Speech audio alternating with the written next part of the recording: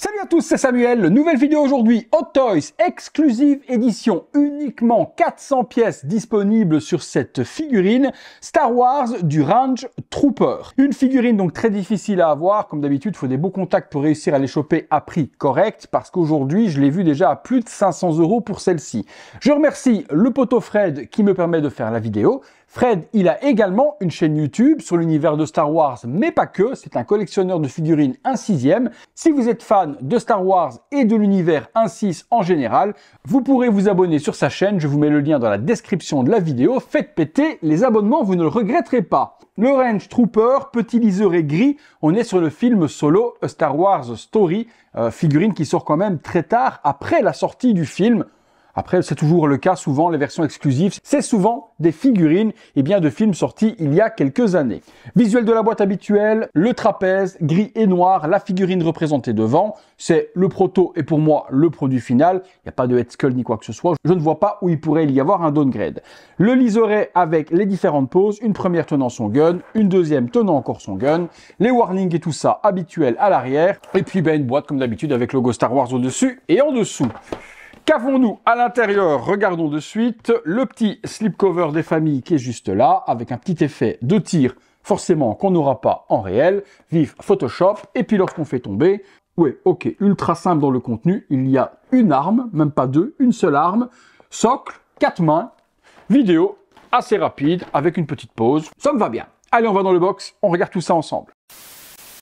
Les accessoires avec cette figurine du Range Trooper, nous avons le socle, intérieur vaisseau comme d'habitude, gris métallisé avec un petit brush et puis par devant la plaque métallique Range Trooper. Ensuite, nous avons le blaster blanc qui est juste ici. Il n'y a qu'une seule arme avec cette figurine. Des petites parties qui vont être rouges juste là et au niveau de la visière et quelques autres parties gris anthracite. 6 mains avec la figurine, 4 additionnelles et 2 relaxées sur cette dernière. Et puis on a juste des mains gantées brunes de la sorte avec un petit paddle Damage sur le dessus.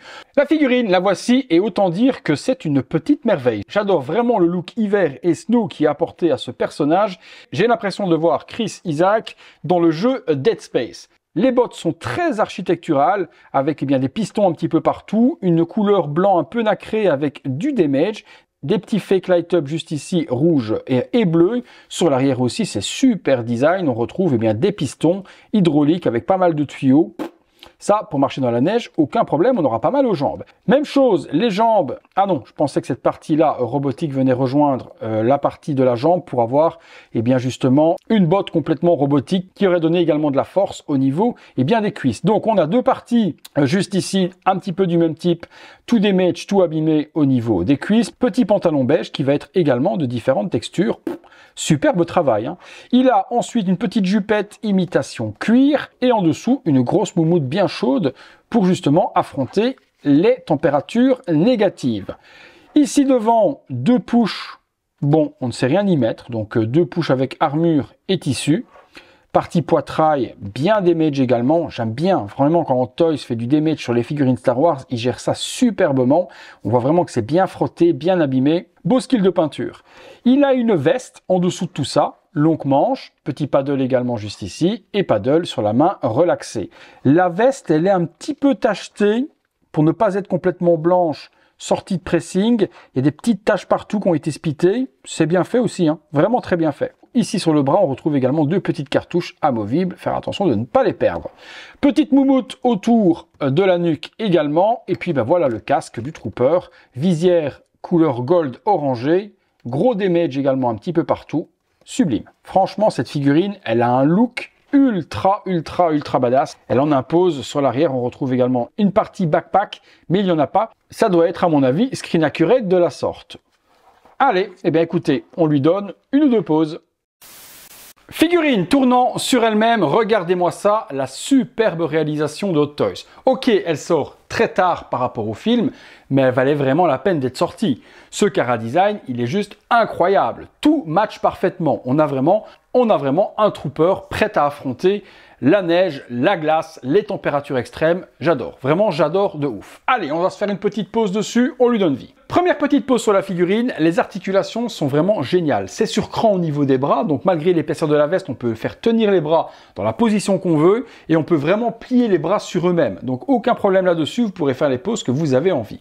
La première pose que voici avec son blaster dans les mains. Deuxième et dernière petite pose qui vous montre justement les articulations. On peut plier le bras sur lui-même avec le blaster vers le haut et puis également le bras tendu avec la main pointant du doigt.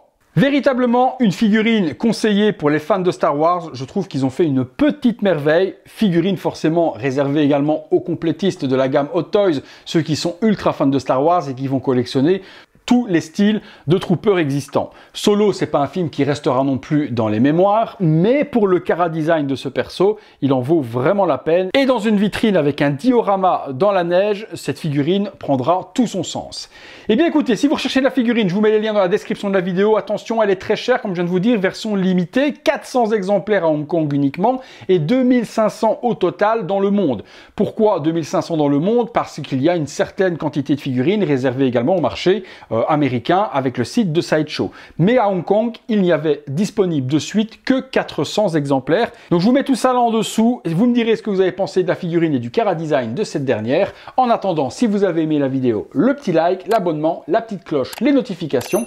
Je remercie une dernière fois le poteau Fred et allez suivre sa chaîne YouTube. Et nous, on se retrouve très bientôt les amis pour une prochaine vidéo.